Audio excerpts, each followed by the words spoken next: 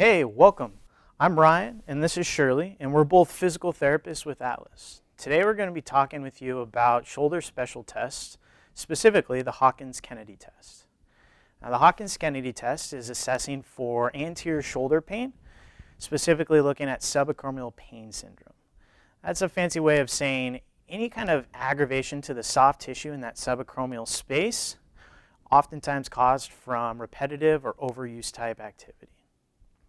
So to set up this test, begin by having someone in a seated position or standing, and you're going to begin by raising their arm up into a flex position at about 90 degrees.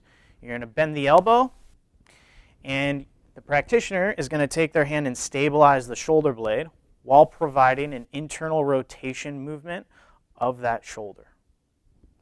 Positive findings would be recreation of that anterior shoulder pain or just a recreation of their normal experience symptoms. Now, the information that you learn from this test, you need to take it with a grain of salt because the sensitivity and specificity of the test range from about 50 to 80%.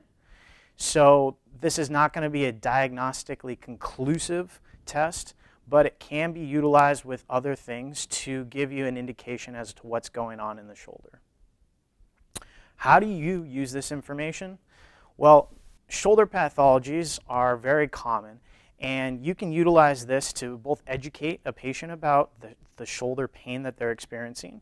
You can also use this as a test-retest where you may do the test, find some pain, go do a stretch or an exercise, and come back and retest and see if it has an impact on their symptoms.